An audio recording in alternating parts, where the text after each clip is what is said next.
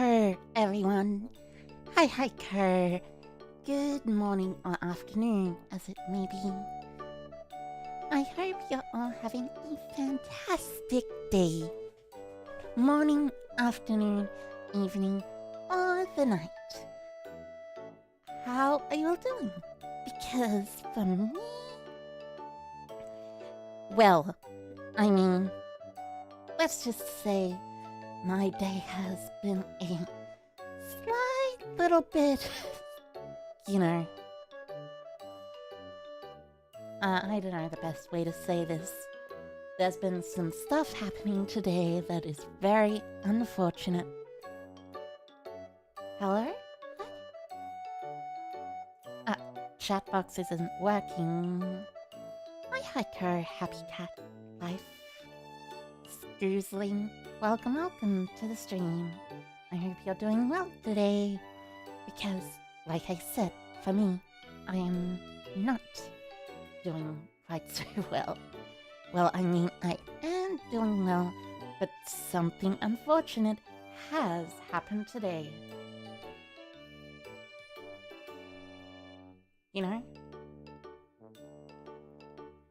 So, today, my day has been quite good.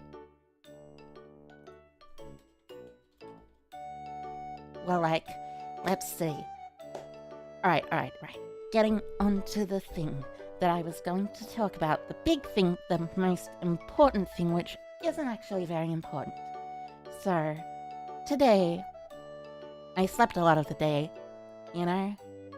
Well, sleeping a lot of the day is, of course, important. Oh no? The chat box is now working. That's good. Feeling a bit under the weather? Maybe. I don't like being under the weather, but what happened? Okay, so story time. So, a lot of the time my family regularly makes some rice over and leaves the leftovers for eating later on. So, let's just say those leftovers are also, that is to say, those leftovers, they also kind of are just very nice if you microwave them and eat the microwaved rice. Now, for context, usually the rice is in a microwavable bowl, and by a microwavable bowl, I mean a bowl that was advertised as being unbreakable. So, now that's the context here. So, I go to the fridge, I get out a bowl of rice, because I plan on having a bowl of rice for breakfast. I put the rice in the microwave, turn it on for a minute and a half. Yes, I microwave rice for a minute and a half. I don't think it's that bad, but anyways, I do that, and then the rice, blah. It gets all hot and sticky and, well, actually not really sticky. Rice isn't really sticky when you microwave it. I'm not sure the best way to describe it though. It's at least wet, although it does become slightly drier. Anyway, as I was saying, rice, microwave. I take the rice out of the microwave. I use a little tea towel to take it out. Because, you see, when you put a bowl like that in the microwave, generally, the bowl gets very hot. And when a bowl is very hot, you do not want to touch it with your hands, regardless of whether you're a human or a simple lightning spirit. Because, you see, touching hot things with your hands is a recipe for burning stuff. So, like I said, I take the rice out of the the microwave with the tea towel. The rice comes out. And then I realize the tea towel has made me not grip onto enough of the rice that I am able to hold it for very long. And a few seconds pass. Well, not a few seconds, but like a few milliseconds. I'm like, oh no, this will not end well. And turns out, when you hold a bowl that is advertised as unbreakable in a way where you could very much obviously drop it, you'll drop it and figure out, oh, that unbreakable bowl is very much not unbreakable. So yeah, I broke it. And I had to get a new bowl of leftover rice. I mean, it's not a very interesting story, I guess, but like still. I am kind of pretty clumsy, so yeah. Guess I'm just sharing a little story from my life. You know how it is? Have any of you ever broken anything like that, chat? Because, well, let's just say I've broken a lot of stuff like that before. Like, a lot. A staggering amount, as a matter of fact. There's like,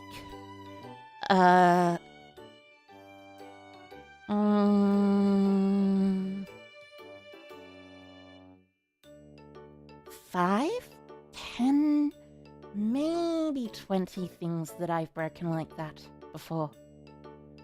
Unfortunately enough. Plates, other stuff, mugs, which you put tea in, which I have one of them here, because the last one was broken by me, I think. Or maybe it wasn't me, but you know, it was someone who broke it. There's a lot of things that get broken in this house for some reason. I've also broken some glasses, as in the glass type that you put water in, not actual glasses. At least it didn't fully explode. Well, I mean, it came close to exploding, but you know, it exploded when it hit the ground or something. There was stuff all over. There was stuff even in places where the rice bowl wasn't. So you see, the rice bowl just... yeah.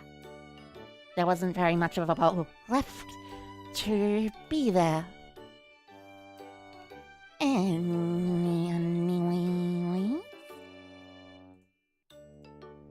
Yeah. You had a microwave that somehow got holes in the walls after a couple of years? Oh no, that does not sound good.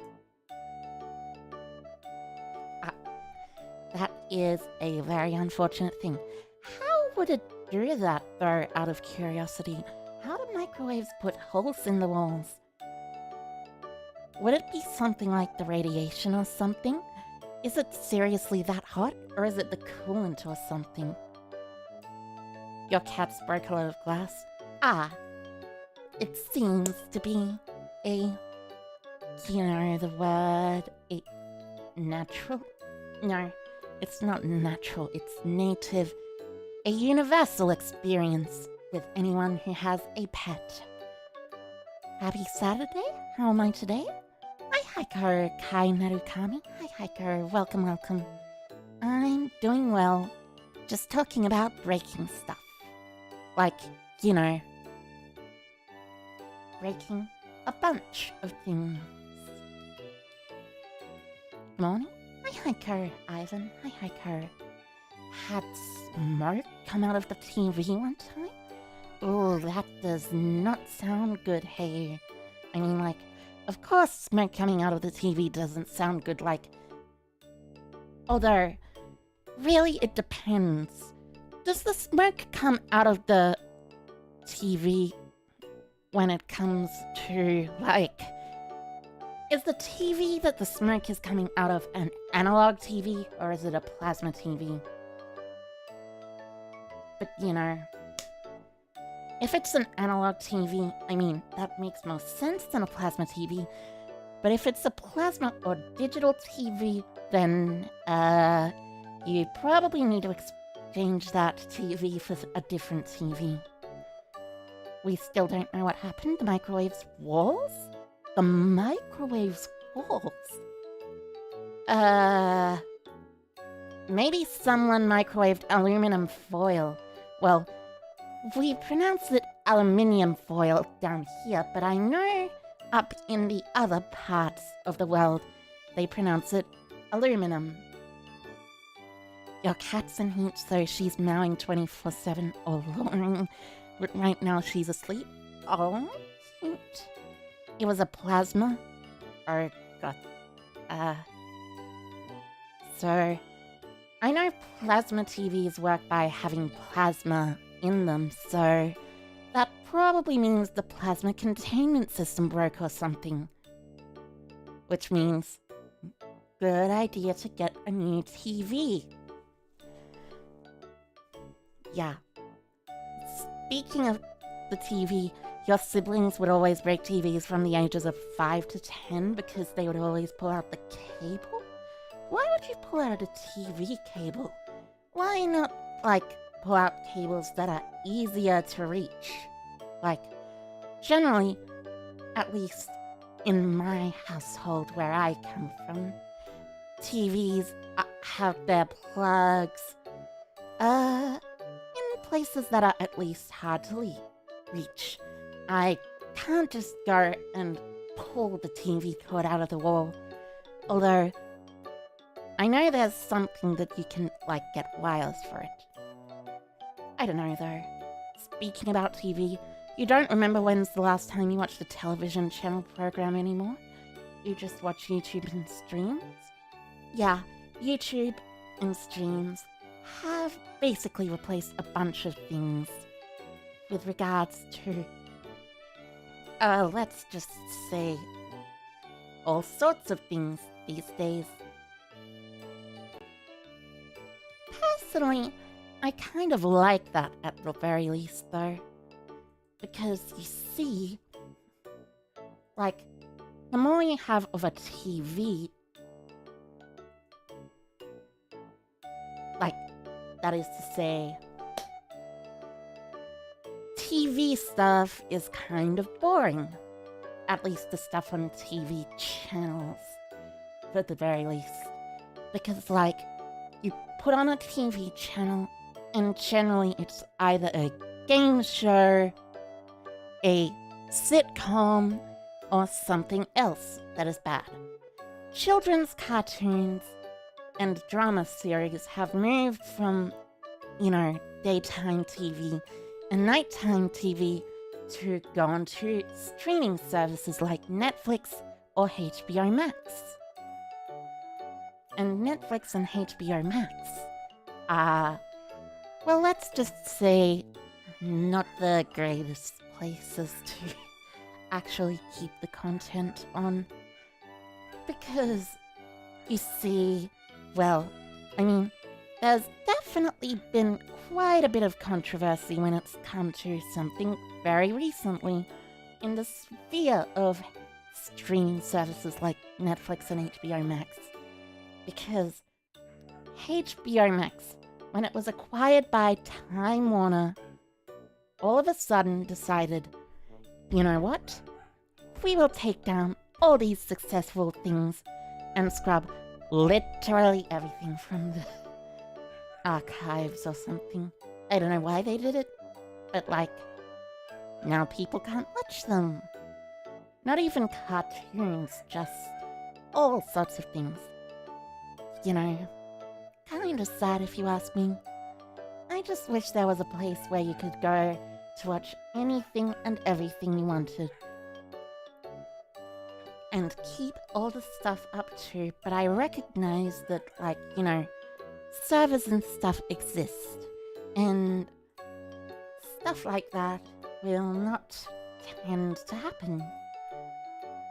Because you need space on the servers to keep the things up, and it actually costs money to stream out things.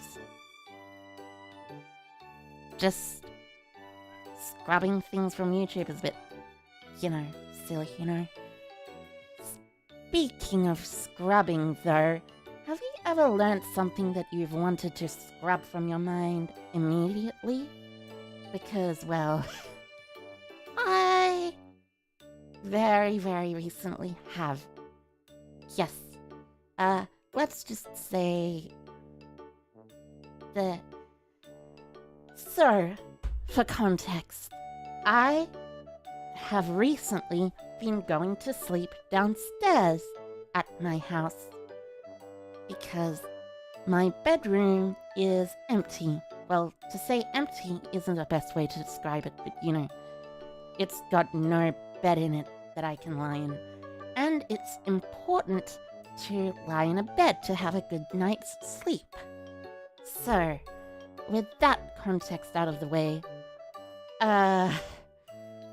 recently I learnt that in the morning, when I'm still asleep, there are a bunch of tiny crustaceans. Tiny crustaceans that have crawled into the room I'm sleeping in, lying on the floor because of the rain.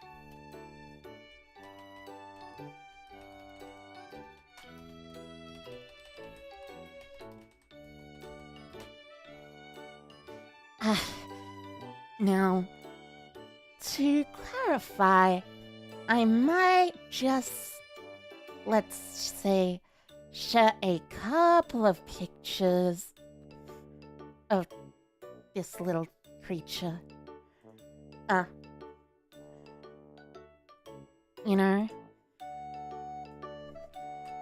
But fair warning, it does not look pretty. I have not seen the creature myself, of course.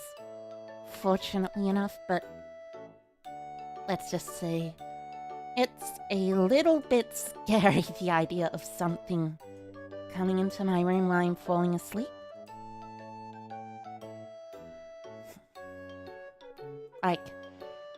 So, what the creature looks like is this. This thing. This is the sort of thing. It's like very tiny, very, very tiny. But it's also kind of cool. Because these things are crustaceans. They actually live in the grass, though. Crustaceans that live in the grass. And they're edible, too, apparently. So, yeah, they're called lawn prawns or something. And, yeah, you can guess when I learned that those things started existing in the room that I am lying in, I don't exactly want that to happen anymore. So, I moved to a very different room, which is to say, I moved upstairs so I could lie on a lounge chair instead of having to worry about that, because I would much rather lie on a lounge chair and not have to worry about some weird bug creature thingy that I do not even know the origin of. Well, technically I do know the origin of it now, but I didn't know the origin of it at the very beginning. So, I don't want to see a weird bug creature that I don't know the origin of in my room. Or know that there's a weird bug creature in my room, but not know that it's originated in something different.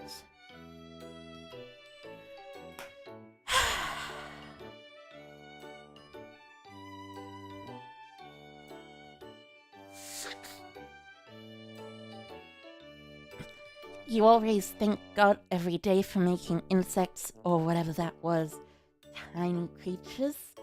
Imagine ants as big as a cat. Well, today I might be going to give you a nightmare because, fun fact, did you know before humans and lightning spirits, of course, in my world, came around, that there were a bunch of insects that lived in the world? A bunch of insects that were incredibly huge, huge enough that, well, let's just say some of them were bigger than crocodiles. There were spiders, lobsters, scorpions, stuff like that. It was all very scary. But fortunately, we have not enough oxygen in our atmosphere right now for those creatures to still survive. There's too much carbon dioxide. I think it's something like that. It's definitely too much of some kind of natural gas that exists in the world. But hey, it's pretty cool. Did I know that? Oh my. Ants drink from some creatures' butts. I did not, in fact, know that, Happy Cat. Let me take a look it up to see. Well, I mean, maybe a bit too much information, but still. Something like that is certainly an interesting fact. It's a fact that a lot of people should know because it's very weird and it's very silly, but also at the same time, you know, well, it's something that I would be interested in knowing.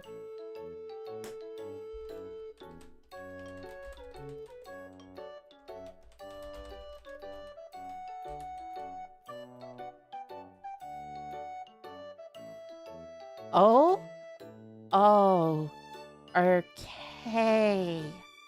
Well, this is certainly something. Apparently, they wash down food or water with their own butter acid. I mean, that is definitely something to learn. Okay, that is something I will keep in my mind for, I don't know. I'm back. Hi, Hiker, Kirumi Tojo. Hi, Hiker. Welcome, welcome. I hope you're doing well. I am doing okay. You've just talked about ants and other insects for a while. Oh, speaking of ants, did you know that one time when I was a tiny lightning spirit, let's just say I got into a little incident. So, the setting is this. We are on a camping trip, all with the family. My family and I tend to go on this camping trip like once a year, but it's not a sure thing. This year in particular, it was at this specific place up high in the sky. And in this place in the sky, there are some tracks. And, you know, in those tracks, there were waiting areas to go and eat stuff and have picnics and stuff before you go on the tracks. So, I'm sitting down on this little, you know, on this little bench near a table. I'm all like, la-di-da-di-da. I'm excited. Excited to go for a walk. Howdy, howdy. Hi, Haruyuki. Anyways, I was all ready and excited and happy to go for a walk. And while I'm sitting down there, I notice this weird itching inside of my socks. So I'm like, huh, that's pretty weird. I just stay there for a little longer, though, and soon enough, though, I start more than itching. I start being in a lot of pain. So, at this point, I'm realizing there is something wrong. So I start taking off my socks and shoes. And all of a sudden, I realize I have stepped on an ant's nest. Let's just say that wasn't a very good day for me. Apparently my screams could literally be heard from kilometers away. Let's just say that. It's definitely something. Let me just tell you, you do not want to step on an ant's nest. You do not want ants biting your feet. That is a very, very bad thing.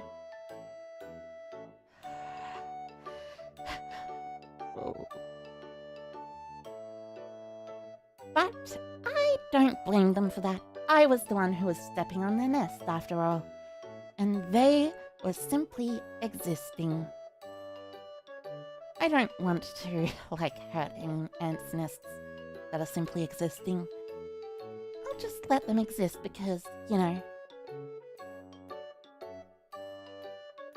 just creatures living there just like everyone else in this world. It's all well and good to say that you want to hurt things like that, but, I just think it's not really worth that much to do something like that. At least, personally. Rip ant nest? Indeed, kidding me. Rip ant nest. Anyways, next up. With regards to ants. Oh, right. When I was little, a little tiny lightning spirit, even littler than when I was talking about there. Did you know that in certain classrooms I used to keep ants' nests in a little, in one of those little containers? Well, not at home, but it was a school project. We would have a tiny ant's nest in a container. I know this is probably a pretty common school project, but there was the ant's nest. We got to see what all the ants were doing in the nest. Generally, it was pretty cool to look at. Ant nest art is actually pretty cool.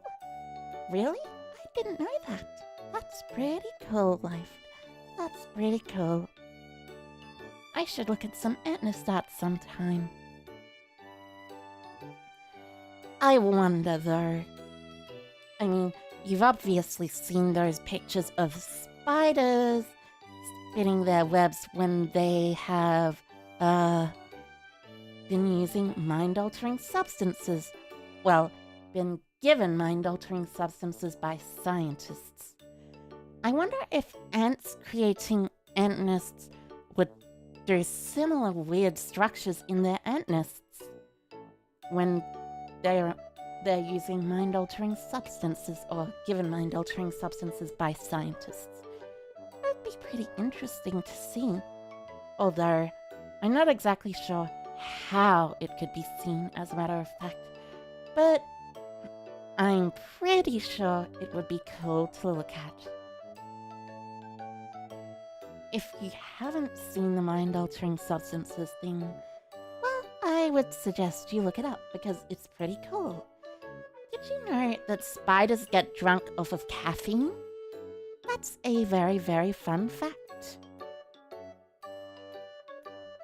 Because I don't know why spiders get drunk off of caffeine. I know it's a stimulant, but stimulants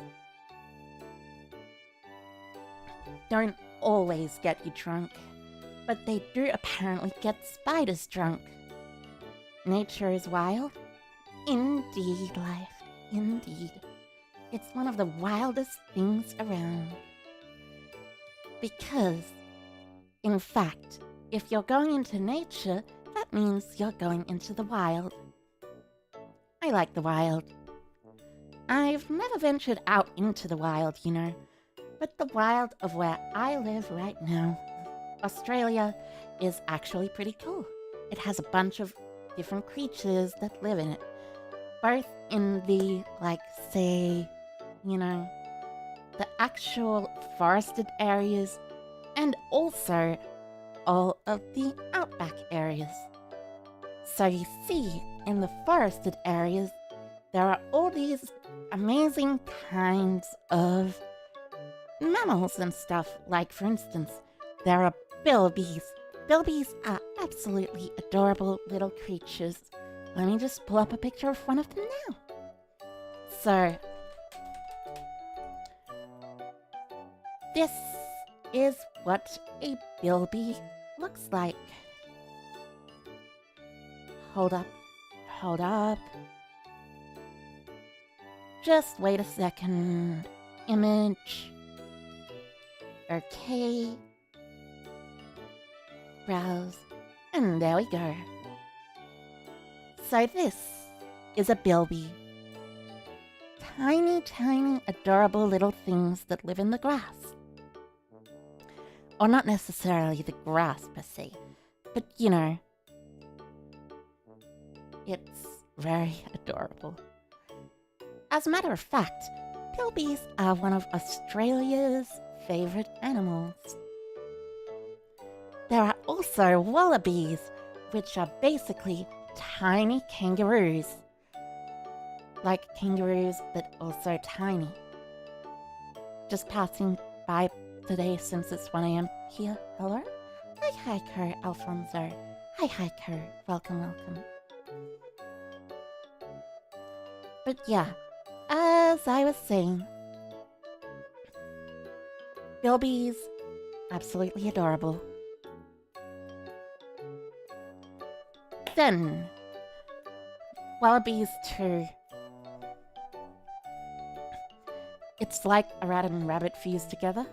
As a matter of fact, that is indeed similar to what it is like.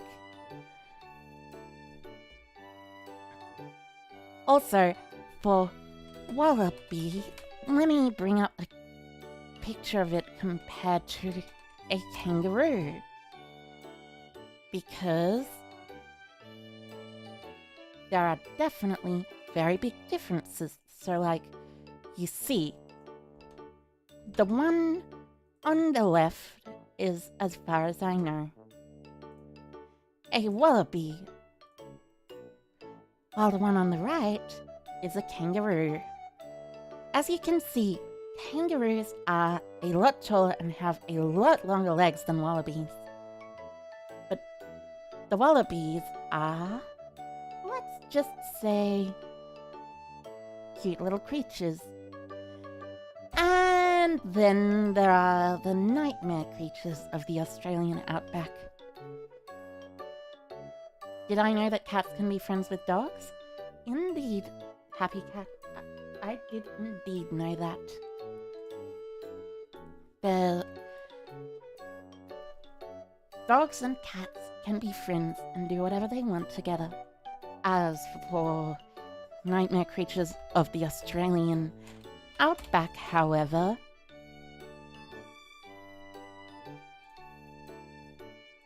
let's just bring up this little thing.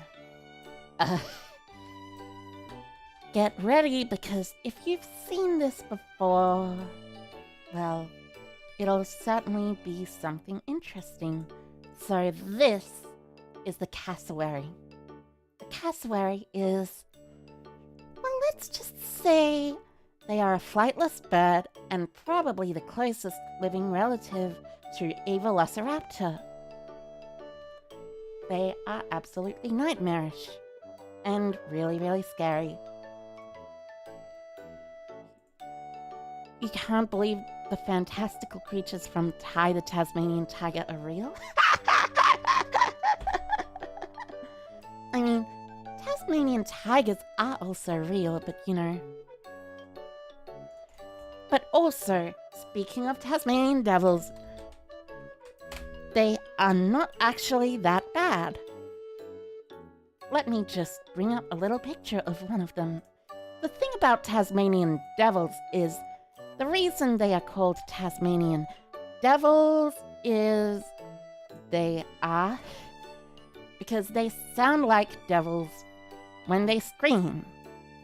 Like, as far as I know, when people came to settle Tasmania, or as it was known back in the day, Van Diemen's Land, what happened was, in the middle of the night, a bunch of people would hear weird screaming noises from out of nowhere. They were like, "What is this?" And they said, "It must be devils." And because it turned out it was Tasmanian devils, they named them that. But the thing about Tasmanian devils is they're actually extremely adorable tiny little creatures. Extremely adorable ones, you know. Like, look at that little face. Isn't it just so cute? Isn't it just so adorable? Wouldn't you want to pat it even if it has its mouth open like super wide? I know, I would. But it's also a bad idea to pat them, because that way they get used to humans. And sometimes humans, well, you know, will kill them. For some reason. I don't know why. And there's also quokkas. Yes, there are quokkas. But also about Tasmanian devils. The thing about Tasmanian devils is they are also endangered. They're endangered because of some unfortunate disease that only they can get for some reason. I don't know why. It's just really sad. Now the quokkas. If you've ever heard of the quokkas, you would know that they are extremely tiny, extremely adorable, and also probably not creatures that you actually want to touch, because that is a bad idea. You'll get them used to humans. And, like, almost domesticating quokkas is, let's just say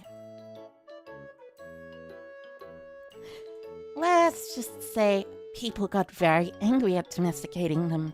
Like, look at this thing. Doesn't it look like a chipmunk from out of some sort of cartoon or something? It's extremely adorable. I love quokkas. They are very, very cute. Everyone should love quokkas.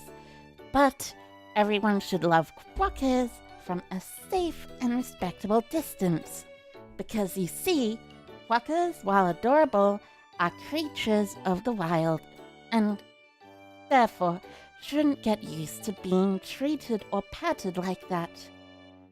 As far as I know, people have actually gotten a bunch of fines for patting quokkas and treating them, you know, the way that they do.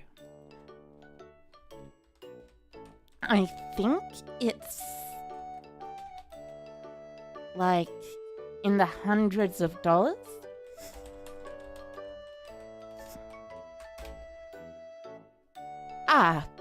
On-the-spot fines of $150 can be dished out to anyone caught touching or feeding a quokka.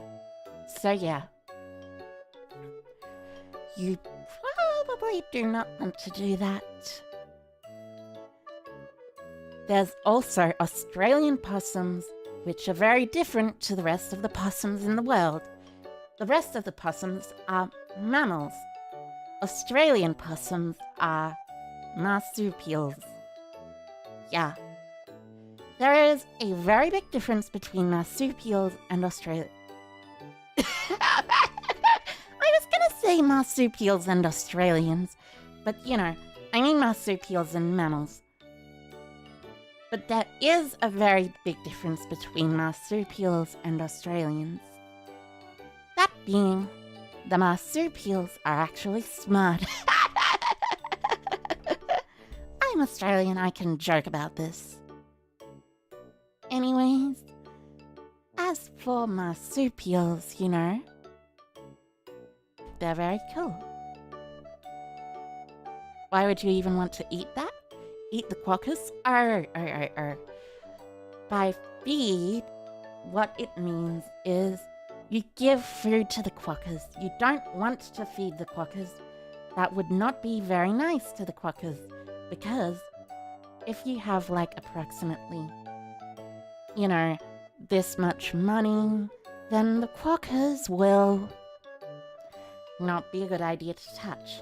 You just don't want to make things dependent on human interaction. That is a pretty big thing. Anyways, that's enough talk about Australian wildlife for now. I'll talk a bit more about it later on the Australian wildlife stream, which I am gonna do sometime.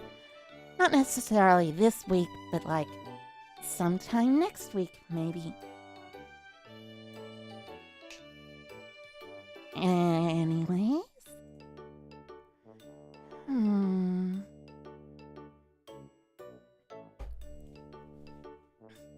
A kangaroo can have larger biceps than you.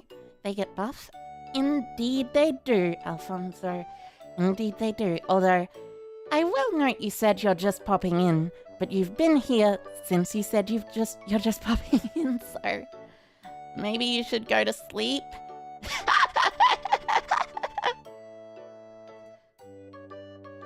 Tim Tam Slam? Maybe. But anyways, moving on.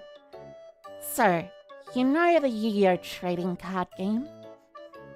Probably a lot, since it's like one of my big things that I do. I'm actually super soon going to get back into the Yu-Gi-Oh! Trading card game, as a matter of fact. You see, the trading card game is very, very cool. It's basically one of the coolest things around.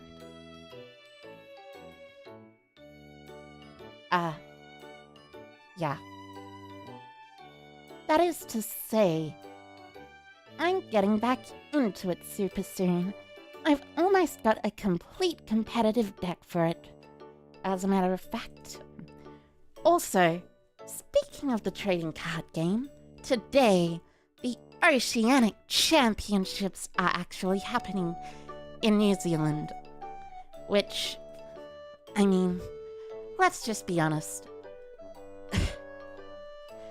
They're definitely going to be kind of slightly ruined by Mystic Mine. If you don't know about Mystic Mine, though, yeah, Mystic Mine's a thing. It's a very big thing. Basically, it stops playing the game for people. You'll sleep in 15 minutes-ish, don't worry. Okay, Alfonso, okay, I won't. So, Mystic Mine stops people from playing the game, which means you have to find your own outs to it.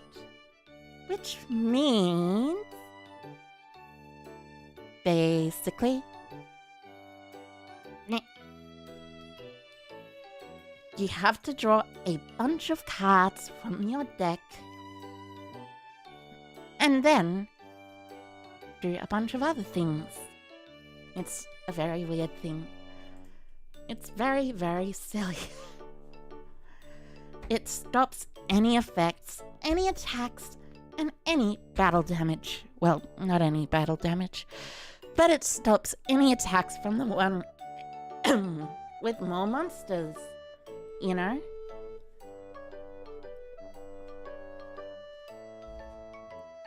The Mystic Mine burn deck that won Rio was extremely Brazilian. Oh, I've heard, I have definitely hurt.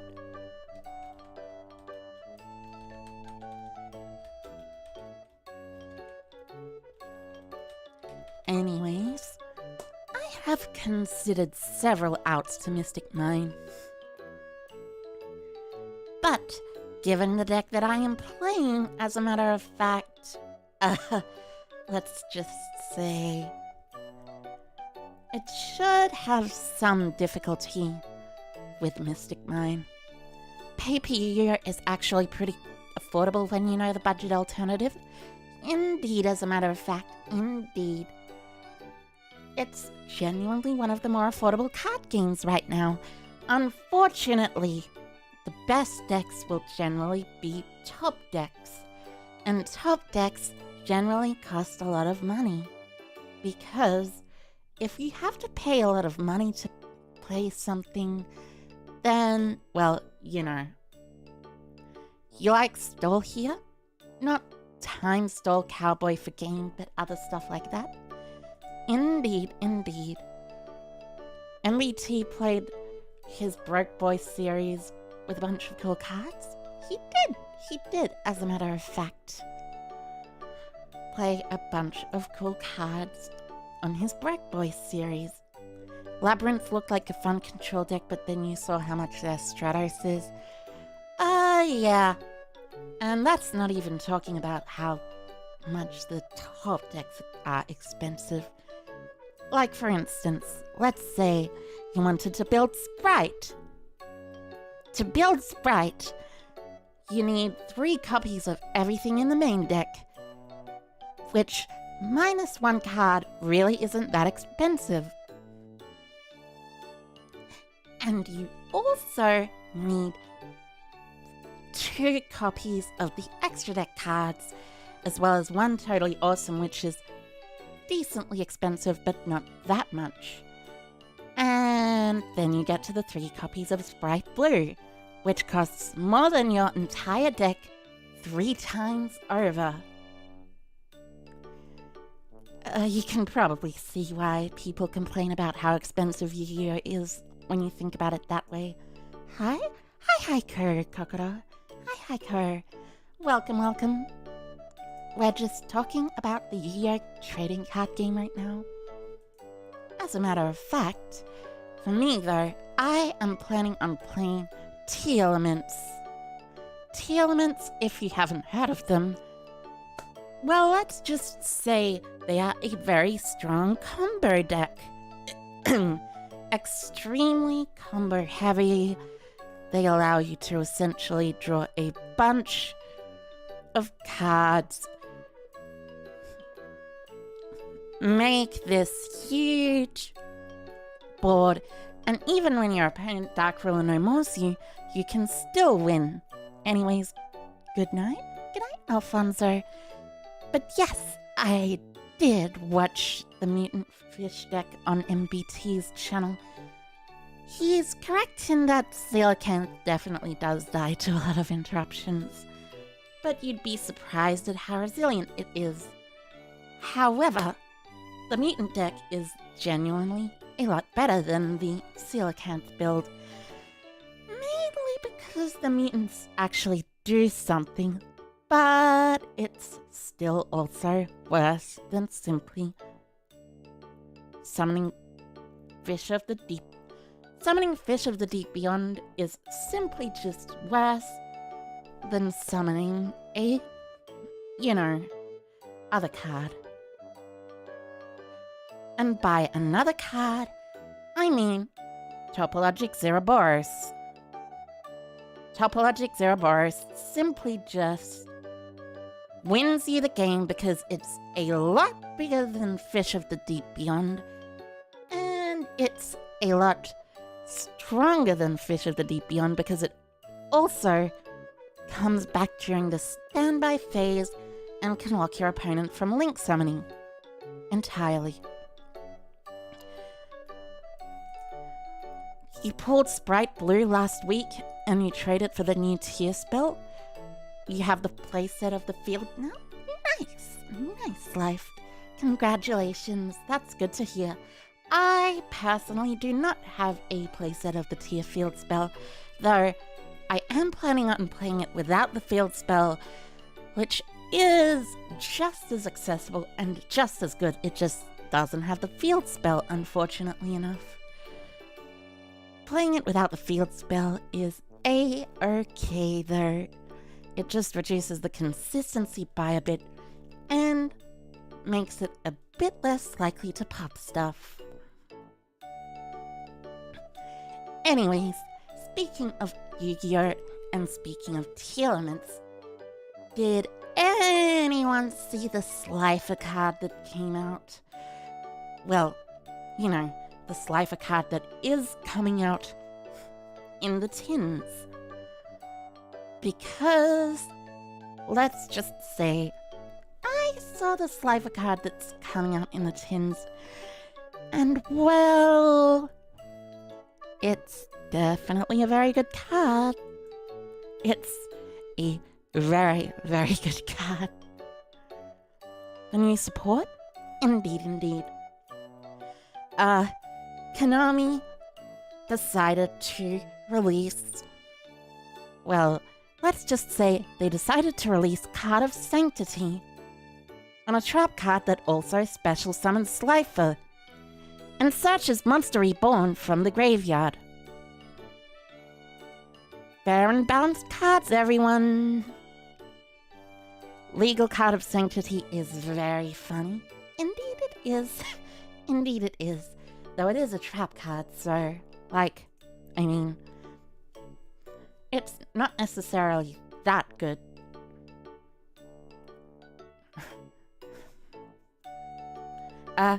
Yes, Happy Cat, thank you for bringing that to my,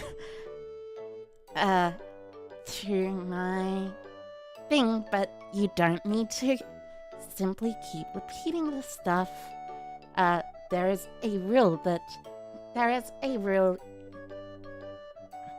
It says, Rule 7, make sure to stay on topic if possible. You can go a little bit off topic, but staying on topic is preferable. But anyways, you know, Slifers, yeah. Fun fact, did you know that Slifer the Sky Dragon is a floodgate? Anytime a monster is normal or special summoned to your opponent's field in attack position, they will lose 2,000 attack points. If their attack goes to 0 because of this, they die. Well, the monster dies at least. The player doesn't die, although that'd be kind of funny if there was a card that just said, if your opponent does this, they die. I mean, not actually really funny, although there is actually a card that does read that, and that is the Seal of Orichalcos, the version that was, you know, the version that certain particular players got in this special thing. Let me just search it up. What's it called again? Ah yes, Seal of Orichalcos. Enemy effect.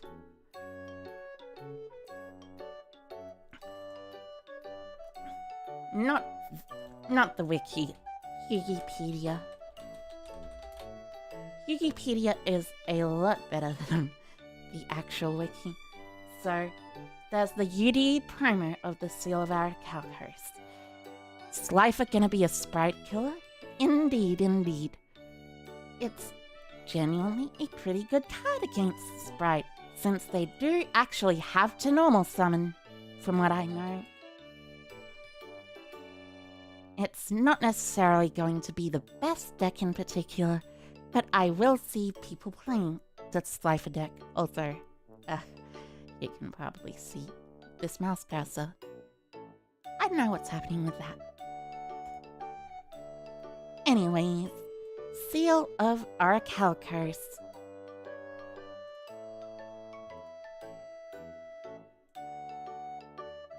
this card. This spell card is impervious to negation, destruction, and removal. Increase the attack power of all your monsters by 500, and you control a back row of monsters that cannot be attacked while a monster is in the front row. Send this card from your hand to the graveyard to negate and destroy any card, and the soul of whichever duelist loses this duel is forfeit to the winner. You know, a bunch of people actually did play with that card for a while.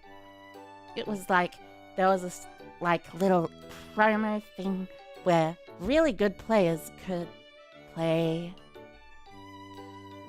where you could play against really good players. And those really good players would have copies of Seal of Orichalcos. And the copies of Seal of Orichalcos, let's just say,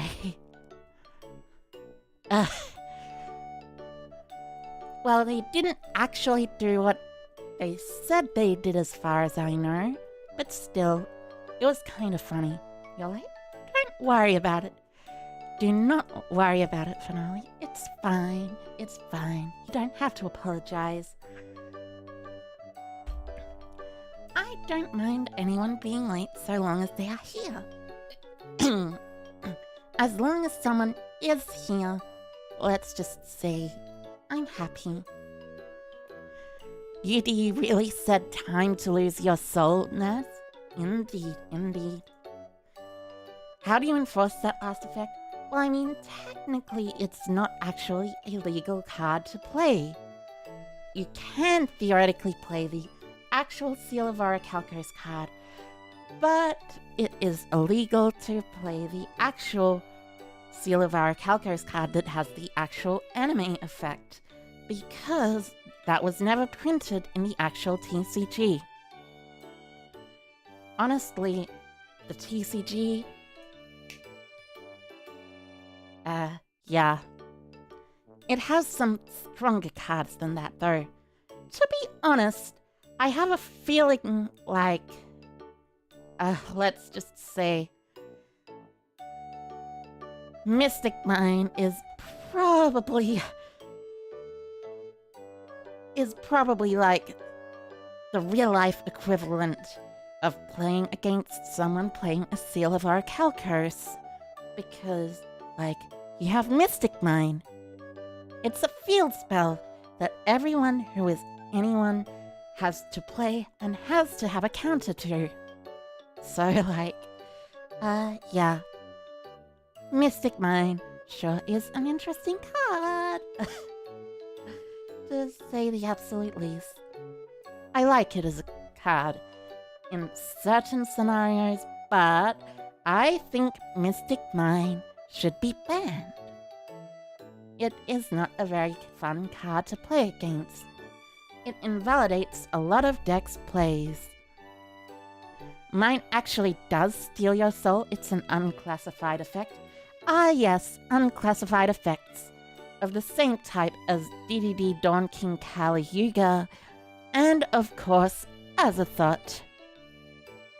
Azathoth theoretically could steal your soul if your soul was monster effects during the turn you were activating it. And I mean, theoretically, since monster effects are like, and monsters are like communication with the owner's souls, like the people communicate with the souls of the monster effects in the anime. If Azathoth was played in the anime, I could totally see for some reason Azathoth actually stealing a soul. Mine is simply one of the cards of all time. It is. Mine has stolen your soul before, it's true. Oh wow, that is pretty interesting. Also, hi Ko, Kevin Elsevar. Hi Ko. Welcome. If a card could steal the soul of the loser, what spell speed would that be? I mean, technically, theoretically, things like spell speeds don't really matter when it comes to stuff like that.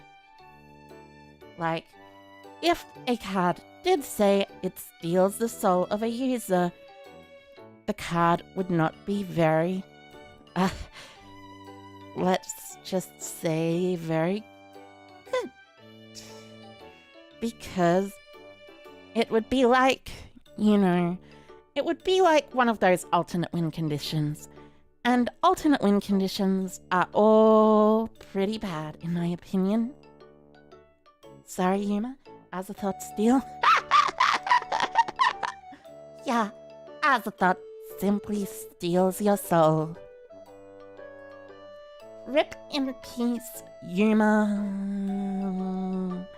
I forgot his last name. I've never actually watched Zexel, to be fair. But I know Jaden Yuki, there's Yuya Sakaki, or Yuya something. There's Yusei Fudo, and there's the Yugo, and there's also not Soul Piercer Codebreaker. I forgot what the Brains guy's name was, but could you surrender before the opponent finishes stating the effect to avoid it? If your opponent searches it, then you could probably surrender, but if your opponent activates it, you probably can't surrender before the chain ends, unfortunately. I don't know. It's weird. Anyways, speaking about soul stealing. Oh, Yusaku? Yeah, Yusaku. Otherwise known as Playmaker. That guy. The guy who does a bunch of stuff with his stuff. He's a hacker, and he goes into virtual reality. And if you die in the game, you die in real life. You love Outer Gods because Lovecraft, but it's too bad they're too broken and don't have main deck monsters. Yeah, honestly, there is a Lovecraft deck, to be fair. That would be Tindangles, but, Tindangles, well, they're certainly a lot worse than other decks. They're a reference to the Hands of Tindalos. The Hounds of Tindalos. Not the Hands of Tindalos, the Hounds of Tindalos. Also, speaking of selling souls, fun fact. Did you know that on eBay, you cannot theoretically sell a soul because A, if souls do not exist, you cannot sell something on eBay that doesn't actually exist. And B, if souls do exist, then you're selling a human body part. Yeah, pretty much. The Hands of Tindalos. I wonder what Tindalos would look like. Is Tindalos the name of someone who would use those hounds? Does he have giant hands, which he simply uses to grasp at things from another dimensional plane or something? Or is Tindalos simply a planet? Tindalos is probably just a planet, I like planets. Planets are pretty cool. One of my favorite celestial bodies, as a matter of fact, is a planet. It's the Earth, because I'm living on it. And a lot of other things and people are living on it that are all really cool. How would I know that? No, Pablo, no. Although, hi, Ko, welcome. I know that because I have seen several screenshots online of someone who has tried to sell their soul on eBay. Fortunately enough. And, well, they simply posted it online and said, yeah, basically, eBay doesn't let you sell your soul because, either it's a human body part or it doesn't exist. One of the two. Since I guess it technically does reside within a human body, then theoretically I suppose a soul would be a human body part, but you know. Also, continuing on the subject of planets and other celestial bodies, I also like moons. What's your favourite moon? I think my favourite moon is probably Titan, to be honest. Like, you see, for instance, Titan is an enormous moon around Jupiter. As far as I know, Titan is one of the only moons that can actually have habitable life. Well, be habitable to potential life forms, you know. But it's certainly a thing. It's the largest moon of Saturn and is the only known object other than Earth on which clear evidence of stable bodies of surface liquid has been found. Although, to be honest, I wondered just exactly how, how Titan's animals would live on them. Obviously it's an ocean, so the creatures living in the Titanic Oceans. Titanic Oceans, I like that term. The creatures living in the Titanic Oceans would at the very least likely be fish-like, but, I don't exactly know how the fish-like creatures would live if the surface of Titan is so cold. Would they be adapted to the freezing temperatures like seals would? Like seals, penguins, stuff like that? Or would they perhaps have totally different adaptations? Like, for instance, would they be made of silicon? Since silicon-based creatures are definitely something that could exist. You love fish? I also love fish, Kevin. I also love fish. You would imagine they would be single-celled organisms or simple creatures? Perhaps. Although, there is a distinct possibility that there are sentient or sapient life forms underneath the surface of Titan for some reason. I don't know how. I don't know how sapient life forms could evolve underneath the ocean, but I certainly could imagine that. You think they could be cold-blooded? Maybe. That could certainly be an example of what might happen. Them being cold-blooded, although I'd imagine if they stayed in a cold area, they would have to be warm-blooded to keep up their, to keep their skin from being frozen. Let me search up. Are fish in frozen areas warm-blooded? Oh, wait. Yeah.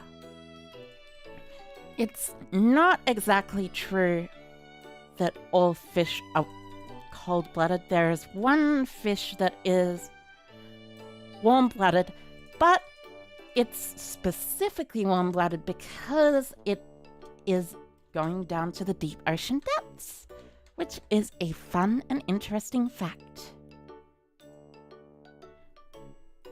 That's a horror movie writing itself, bugging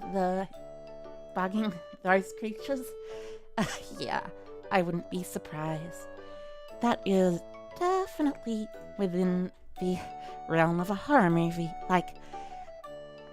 Once I actually watched this horror movie, which actually included a bunch of sea creatures.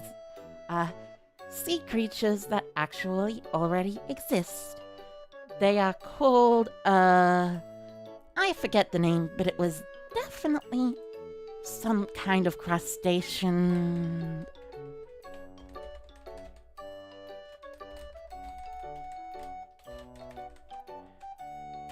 So, it was kind of a louse. An isopod. Right. It was an isopod, you know. It was in this movie, and it was called... yes, right. It's the Bay. It's called the Bay. It was really, really scary, like the idea that you could drink any amount of water. And let's just say there's a bunch of isopods that come into your body and, well, let's just say they eat your tongues and eat through your body. Radioactive isopods that eat through your body. Yeah. Kinda nightmarish, if you ask me. Isopods can star in any horror movie. True. Also, speaking of horror stuff, as a matter of fact, actually, let's just say I'm not very good with horror stuff. I get very, very scared with it. So, at least I get very scared with horror games. I cannot deal with a horror game whatsoever.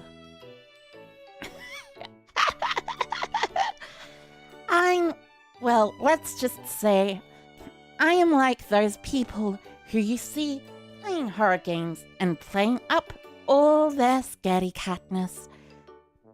But every single thing I do whenever I play a horror game is absolutely real, because I do not want to get hurt by that creature, whatever the creature is. Like, if I was playing Five Nights at Freddy's, I genuinely cannot get very far because I would be too scared about those creatures all of a sudden jumping me. You're a big baby with horror, same thing? Yeah. Sometimes people simply get very scared at horror. You just watch people play horror games that you like? Indeed. I mean, I know there are some horror games that I like that I would play, but at the same time, I would be very, very scared if I did actually play them. I like horror settings to be real, but horror settings and horror games are not exactly the same thing. Like, for instance, SCP Foundation. I really enjoy the SCP Foundation setting. It's a genuinely pretty cool setting. Like, it's got a ton of really cool creatures, interesting things, and a bunch of stuff that you can read about that's like, oh my goodness, what if this happened to me? But the cool thing about it is that you can just simply read it and not have to worry about it actually happening to you in real time. Video games do not have that. If you play a video game, you always have a very, very small chance, however tiny, that something somewhere will definitely do something to you. Yeah. So yeah. That is why I don't play horror games. Even though the things aren't real, they feel real. Sometimes. A little, you know. Well, horror games are pretty fun, but, you know, the only SCP you read was about Cthulhu apparently just being a streamer. It was pretty funny. Nice. Cthulhu being a streamer would be very interesting. I like it a lot. I like that idea a lot. Any SCP stories to recommend? Well, I mean, personally for me, one of my favorite SCP types are the pattern screamers. Now, I mean, the pattern screamers are very, very interesting because they essentially represent nothing. They are literal creatures of nothing. They are voids in the universe that our minds give patterns. And secretly, those patterns then become sapient. So, you know, yeah. There's actually an SCP where the pattern screamer in particular, who is like, you know, just doing their own thing, actually becomes a VTuber, as a matter of fact. They actually talk about all their lore as if it were real. I mean, you know, well, it is real, but you know. The pattern screamer talks about all their stuff. They end up becoming a VTuber and streaming on YouTube. The SCP Foundation tries to stop them. The pattern screamers are not voids. The voids are what they form around. Yeah, basically. Sorry. Thanks for the clarification. Anyways, yeah, pattern screamer becomes a VTuber. VTuber pattern screamer tries to be stopped by the SCP Foundation, but isn't stopped. But then the SCP Foundation goes, you know what? Sure thing, you can stream. Go ahead and stream Pattern Screamer, as long as we make sure to keep you from, like, letting go of any secrets with the Foundation. Stuff like that. I don't know why this Pattern Screamer in particular decided to be a VTuber, but you know, I guess I do kind of actually know why. Being a VTuber is fun. Streaming is fun, so yeah.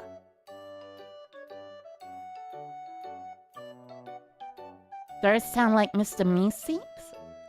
Yeah, a little bit. The one that showed that being doesn't have to be suffering for her kind? Indeed. But yeah, I just like them. They're very cool. Very, very cool pattern screamers. One of my favorite things. VTuber SCP jump scare. You know, I wouldn't be surprised if there's actually an SCP VTuber somewhere out there. Like, for instance, like, you know, VTuber who, like, is an SCP Foundation agent, a VTuber who is some kind of SCP themselves, blah blah blah. You know what I mean. There's a lot of VTubers and a lot of different concepts. I enjoy pretty much all different concepts of VTubers. That's one of my favorite things, that a VTuber can be basically anything that they want to be. A VTuber is something else from another world, or some kind of animal, or sometimes they're just a regular high school student that is actually not a regular high school student at all, and is secretly an eldritch horror or something. Well, I mean art student, not high school student, but you know what I mean. There is this one VTuber in particular who, well, she graduated, but she was very famous for being an eldritch horror in the form of an art student. She's still around somewhere, but, you know, she was genuinely a pretty cool VTuber to watch. At least to my knowledge, I haven't watched very much of her. Her name was Suzuhara Lulu. The VTuber community is crazy creative, to be honest. I agree, Skyhawk, I agree. I'm happy that I became a VTuber when I did. I like VTubing, I like VTubers, and I enjoy looking at all different kinds of VTubers and seeing just how creative they are. There are a bunch of people who've decided, hey, what if I want to be this? And they simply are that from that point. Like, for instance, I am a lightning spirit. Like, you can't tell me I'm not a lightning spirit. Eldritch the Golden VTuber. You know, I have actually seen fan art where Eldritch the Golden Lord was a rival VTuber to the Live Twins, as a matter of fact. That is actually a really cool idea. there's I know there are some Yu-Gi-Oh card Vtubers. Oh well, Vtubers with personalities based off of Yu-Gi-Oh cards. Stuff like that.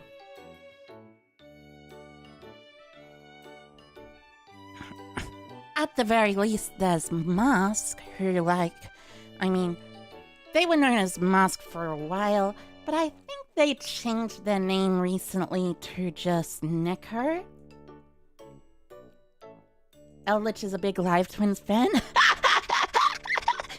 Eldritch the Golden Lord in Live Twin chat, dropping some super chats. Going like, hey Live Twins, thank you for this. I have been very happy with your streams. They've helped me a lot while I have tried to take over the world. Imagine if someone got permission from the author and the wiki to make a real SCP-6930 VTuber. That'd be pretty cool. That'd be pretty cool. Hi, Kerr, Toby Tar. Hi, Kerr. I am doing very well. We're just talking about how the VTubers, how the VTubing community is right about now. Like, for instance, all the super interesting VTubers. Like, I could imagine, like, for instance, a VTuber that's actually a piano. But they have their piano body right next to them instead of outside. Eldritch would totally collab with the Live Twins. Yeah. I suppose he would, especially if they gave him some of their gold. Live from El Dorado, welcome to the Golden Land Phantom Hour. Perfect. Absolutely perfect. And the, the streamers in the background, not streamers, but the stream assistants, stream helpers, people like that. Those people would be the Huaquero and Conquistador. And also the Beast would be someone who pops up on stream a bit or something. The background would be like an inside giant golden room, like in Golden Land Forever, where Eldritch is actually sitting on his throne. If I remember correctly, at least. Is that right? Eldritch sits on his throne in Golden Land Forever? Let me look that up. I should probably add a Yu-Gi-Oh card bot to my server, so I can look that up more easily. Ah, yes. Indeed, as a matter of fact, it is, like I said, as a matter of fact, Eldritch sitting on his throne. Eldritch, the Golden Lord, on his throne. In his room. Damn. Actually, looking at this picture, that is a bit more of an extravagant throne than I actually first thought. Guardian of the Golden Land pet the doggo emote. Oh, that'd be really cute. Something in the back of your mind tells me it's actually a girl under all of that buff golden armor. True, maybe. Now, is it rude to say that I have it? No, it's not. Thank you for the compliment, I guess. But like, look at this artwork. Look at this artwork. Look at this artwork of the Golden Lord. This picture goes hard. Feel free to screenshot. Golden Land Forever is just thrown out in the open. I mean, I guess, but like, take a look at Eldritch in there. Like, seriously, look at the way he's sitting. He's sitting in a very amazing way. He's literally sitting like Dio, I'm pretty sure. I mean, I'm pretty sure that is literally the same way Dio sits in JoJo. Is this a JoJo's Bizarre Adventure reference? Is that a motherfucking JoJo's reference?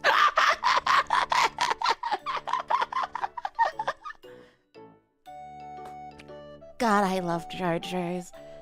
Although, even though I haven't watched that much of JoJo's, I've just watched Phantom Blood and, well, I mean, you know, Phantom Blood and the other first series anime, Battle Tendency in Series 1.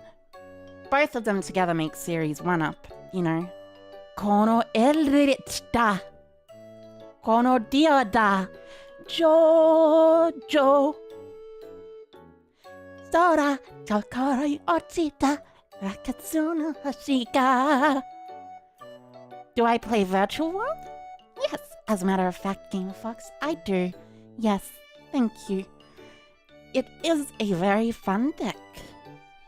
Again, you can't wait for them to make more actual Eldritch monsters, since the text in the cards does not specify Eldritch. I mean, well, specifically, I think there may be a couple more Eldritch monsters, but really that was just for future-proofing. JoJo's is so much fun. It is indeed a lot of fun to watch. It is indeed. Like, for instance, there's this guy who makes bubbles.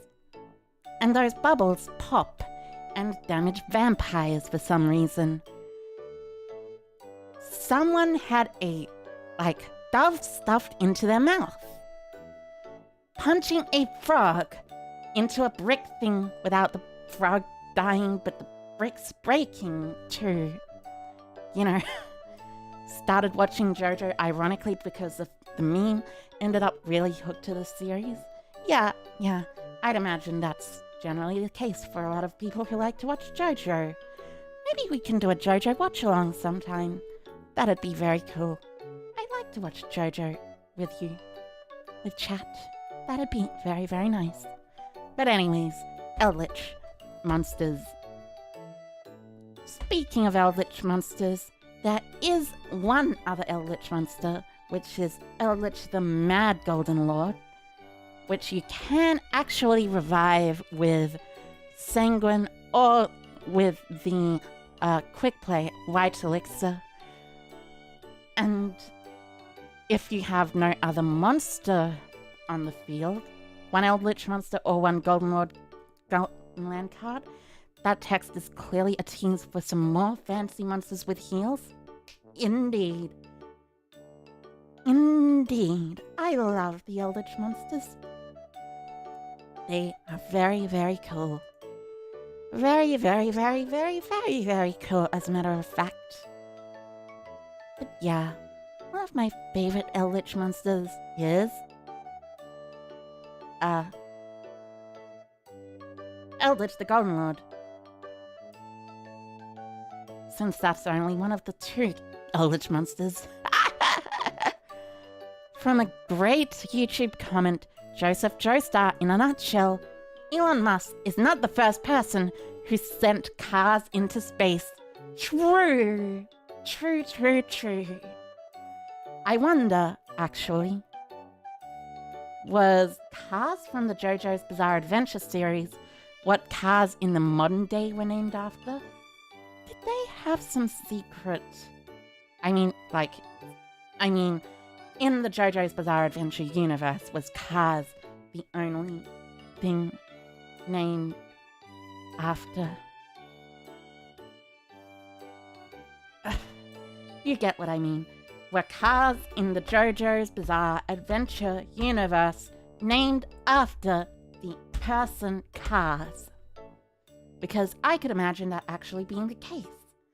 Well, actually, I know Cars is just shortened carriages, but it'd be kind of funny, though.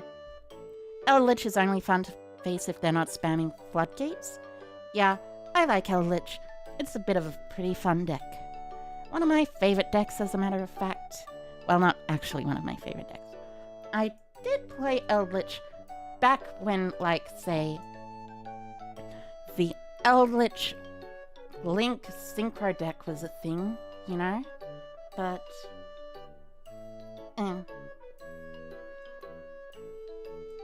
it was just a deck. It was a fun deck, sure, but it was just a deck. One of my favorite decks. as a matter of fact, at the time, because it could do a lot of silly things just with going Auroradon and stuff. But yeah. Anyways, moving onwards from Eldritch.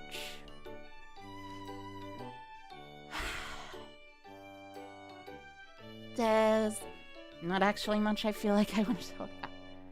But, you know, it's funny that the fusion treats his name as Eldritch when it really doesn't need to at the moment. That's true, that's true. Eldritch was the Spanish representation you were waiting for in Yu-Gi-Oh! Nice. Nice, nice. You can Eldritch with Auroradon? Yes, you could. Back in the day, actually. As a matter of fact, Eldritch with Auroradon was really, basically it played no floodgates, it played all Eldritch traps, and it played a bunch of synchro summons, combining Linkross and also TG Hyperlibrarian and True King of All Calamities. It's not really necessarily that good in the Master Duel format though, since, well, like, you know, well, actually, it probably is playable in Master Duel, but it's a lot worse than other Eldritch stuff.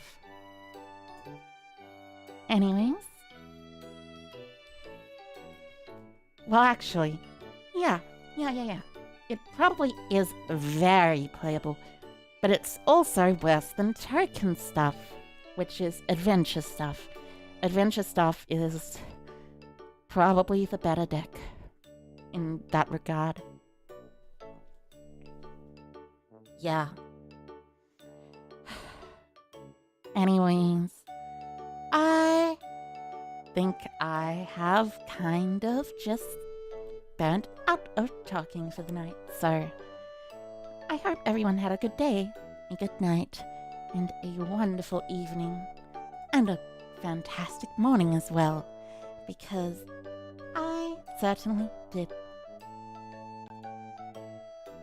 I hope you all have a wonderful sleep time today, because sleep is the most important part of the day. And with that, I'll see you tomorrow, or like later in the day, because, you know, I hope you all have fantastic evenings, and I love you, chat. See you later. Otsukaminari.